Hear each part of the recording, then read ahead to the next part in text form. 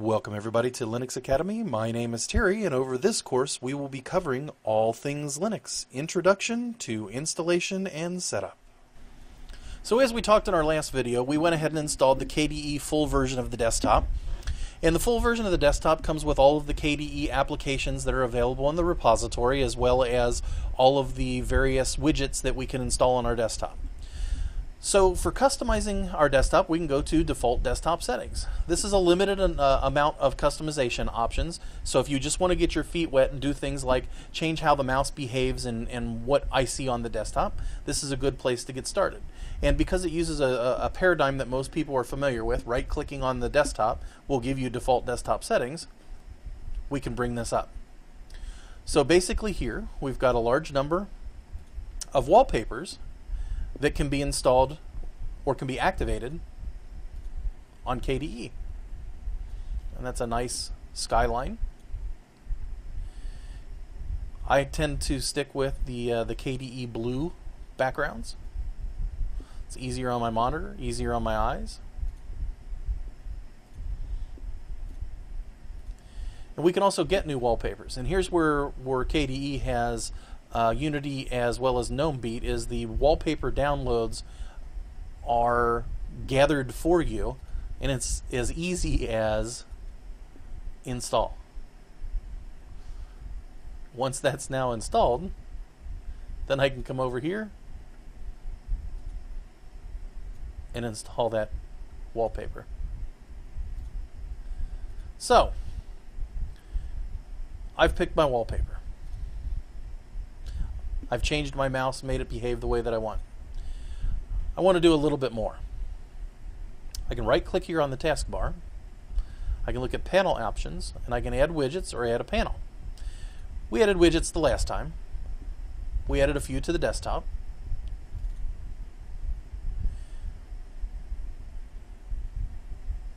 We can also add them to the panel itself. And we can do that by right-clicking on the desktop and adding widgets to the panel, or adding widgets to the desktop itself rather than the panel.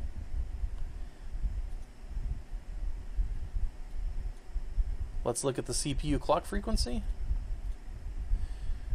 And this is a bubble representation of the clock frequency of the CPU, which if you hover over, will tell you that the clock frequency is at 3.6 gigahertz. So that's one customization, adding widgets to the desktop. So if we go over here to system settings, well, now here's a whole bunch of things that we can do, including desktop effects. Desktop effects are enabled on start by default, but here's where you have a great number of customizations, and you can have some pretty cool looking stuff done. So one of the things that I like is I like to start, so when a window, closed windows fall into pieces. We've got a large number of customizations that we can put together for KDE. This isn't as clean as the customizations that are built into the Ubuntu Unity Tweak tool, but you can still get most of what you're after in the settings here. So we can change all of our window decorations to various themes. And you see how it's immediately activated. This is the old plastic theme that came with KDE version 3. A lot of people hated it. I kind of thought it was kind of cool. You can change your cursor. Whereas here we were just changing window decorations, here we can change the actual color theme.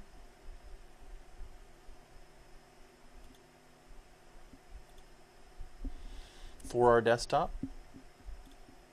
We can change the splash screen. I happen to like the default. And again, getting new themes is as simple as clicking on Get New Theme. And we can install CMotion Splash. Nope. Sometimes you'll get themes that are not really a link to a theme, but are to an HTML page they want you to go to for one reason or another. In this case, we were able to pull down Lightning. Lightning is now the login. So if we hit apply here and close this screen, let's go ahead and log out. And when we log back in, before when we saw the KDE window that had the icons appearing, we should now see KDE in the Lightning theme. KDE is chosen as our login desktop.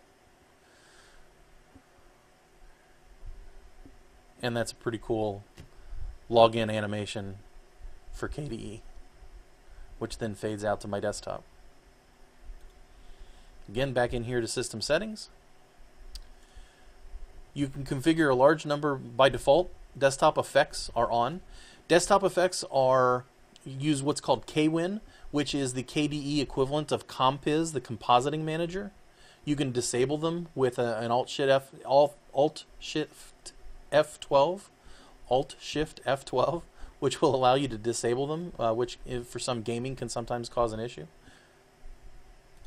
We can go in and change the display settings, the screen locker type, the gamma settings for fixing grayscale and color banding. We can set accessibility options for text-to-speech, a large number of other user accessibility settings for visual handicap or tactile handicap or other accessibility features that are available in Linux. Set our input options, startup and shutdown, our login screen, etc., etc. So there's a large number of options that are available for KDE customization. You've seen just a few of those. You've seen some of my favorites, particularly the widgets on the desktop, and the ability to change our backgrounds, our and add additional taskbars to the system. For KDE customizations, my name is Terry for Linux Academy, brought to you by Pinehead TV.